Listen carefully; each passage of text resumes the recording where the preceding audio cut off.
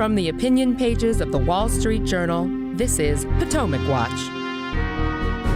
The collapse of Hunter Biden's plea bargain in federal court last week continues to echo politically with new concerns about potential future charges, new questions about what Joe Biden knew and when he knew it, and the first Democrat in Congress that we've heard speaking up critically about Hunter Biden's legal troubles. Welcome to Potomac Watch, the podcast to the opinion pages of the Wall Street Journal. I'm Paul Gigot, here with my colleagues, Bill McGurn and Kim Strassel. Welcome to you both. They've both been following the Hunter Biden saga closely. So the plea deal blew up last week under questioning by Judge Mary Ellen Noriega. The deal specified 2 misdemeanor tax charges and a felony gun charge that was deferred under a diversion agreement if Hunter satisfied certain terms set by the deal. Then the gun charge would be dropped. But the judge asked specifically if the plea deal exempted Hunter from being charged with violating the Foreign Agents Registration Act, which is commonly known as FARA. Prosecutors said he could be prosecuted. Hunter's lawyer said, wait a minute, no, our understanding is he could not. And the deal fell apart from there. So, Kim, tell us about FARA and why it matters in this case. Sure. So FARA is this dusty, musty old law from 1938, which essentially requires individuals who are acting as, quote, an agent of a foreign principal, end quote, to register with the U.S. government. It's essentially there to make sure that when people are lobbying on behalf of official state entities in another country, that the government knows who's really behind their efforts. The problem with the law is that it's very, very vague. In the 50 years leading up to 2016, the Department of Justice only brought 7 criminal cases and only got 3 convictions. What tended to happen, and a lot of us have watched these roll out over the ages, is that people might be confused about whether they should do it. They'd get a notification from DOJ. They'd retroactively register under the law. And it was more that DOJ gave guidance. But Special counsel Bob Mueller saw to his benefit to resurrect it with a vengeance when he was trying to get people to talk to him and go after folks involved with the kind of bogus Russian collusion investigation he was doing it. So it ended up being used against folks like Paul Manafort for work he'd done in Ukraine, Michael Flynn. Both of these had obviously been advisors and workers in the Trump campaign. Michael Flynn for work he'd done for the Turkish government. Even a Democratic lawyer got snared in this, Greg Craig. I was sort of hopeful that this would go away, but because of the precedent that he has set with this, this is now a live law, which is why you have people like the judge asking questions about whether Hunter isn't also going to go down for it. Right. So the Mueller investigation, Robert Mueller used this, it seemed pretty clear to me at the time, in an attempt to squeeze Manafort and Flynn to be able to testify on any information they had about Russian collusion or anything else against Trump. In the end, of course, they didn't have any information to squeeze out of them because there was no Russian collusion. Hard to squeeze something from that rock. But FARA, nonetheless, was employed, and it becomes a kind of leave it on the shelf until you need it sort of prosecutorial tool. And ambiguity is something of a problem. But under the Mueller standard that he employed here, Bill, how vulnerable is Hunter Biden? And I say that because we know he had business dealings with Chinese entities. Also, he worked for Burisma, which is the Ukrainian energy company. He was paid by them. So in that sense, he was an agent of those firms. And in the case of the CEFC China Energy Company, he set up a shell company. Shell companies are often used to disguise ownership. You and I worked in Hong Kong, and I remember looking at the records in Hong Kong, and you could have to sort through 20 shell companies in Hong Kong.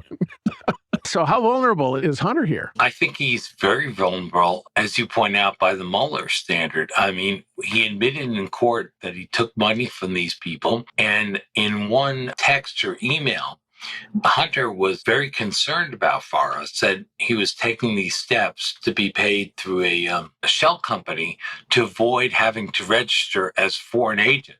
So he well knew the problem. It's true, it's a bad law. It's so broad. People say everyone in Washington would have to shut up shop if it were applied equally. But prosecutors admitted in court that Hunter is still vulnerable to those charges. And in addition to legal woes, for Joe, it's a real problem. He was schlepping around a foreign agent on Air Force Two when he's going to some of the countries where Hunter had business. It's not a good look. Kim, I guess the question is intent. One issue would be just how much he attempted to evade FARA. And I guess another question would be if these aren't government entities, but they're private companies. So Burisma, for example, is private Ukrainian energy companies, may have government business, but not a government company per se. Do you have to register if you get paid by a corporate entity overseas? Well, that's the confusion. In theory, you wouldn't have to, except for what gets really dicey. And this is precisely why FARA exists, is when you end up having these companies that are technically on paper private entities, but in reality have close ties or are agents for foreign governments. And obviously, this Chinese company, CEFC, we know that various senior executives of that organization, which by the way is now defunct, but at the time, senior executives had very close ties, in particular to Chinese intelligence. One of those senior executives was ultimately indicted and convicted for fraudulently engaging with other governments, trying to exert Chinese influence via this particular firm. So it's a very suspicious firm. And then you go, as you said, to intent. What all is on that Hunter Biden laptop in which he's documenting his desire to evade clear federal law? His business partners, if the Department of Justice ever gets around to interviewing any of them, will any of them acknowledge that there were conversations about not having to sign up for this law? That could all be very harmful for him.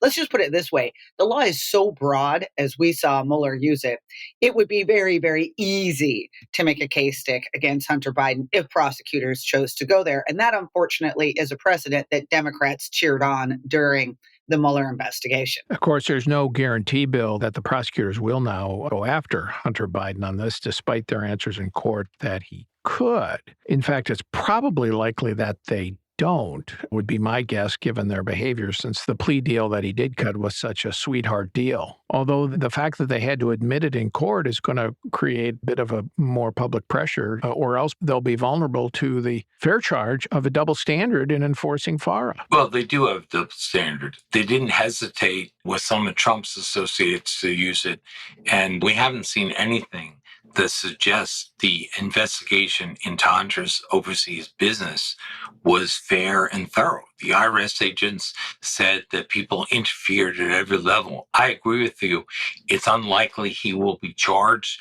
I think they were forced to admit it was an ongoing investigation, but I think that also points to they had given a wink to Hunter's team that he wouldn't face further prosecution, but they couldn't say that publicly. Should add, Kim, and you played a role in this, that we criticized at the time the use of FARA by Mueller because it had been pulled out of mothballs. In particular, we criticized in the example of Greg Craig, who was a former Obama White House advisor, general counsel to President Obama, and was caught up in the FARA trap. And in many ways, it is a trap because of its ambiguity. And jury acquitted him. But I don't remember an awful lot of people coming to Greg Craig's defense at the time, except us. Yeah, they couldn't because they'd been so vociferous in their support of the use of FARA to bring down Trump associates. And the problem that they had with Greg Craig is that he actually done work with Paul Manafort back in 2012. And that case, nonetheless, really went to show the degree to which prosecutors can bend the contours of that law to make it fit for them. Greg Craig wasn't, in the end, even prosecuted for breaking FARA because the statute of limitations had already kicked in. He was prosecuted for supposedly lying about his interactions with the media about his work in the Ukraine. So it was tangential to FARA, but it was really a derivative case. And nonetheless, prosecutors felt emboldened to use it. So again, I think this says something. It sets a real low bar. And if prosecutors wanted to apply this equally, I think it'd be hard to argue why you wouldn't use it on Hunter Biden.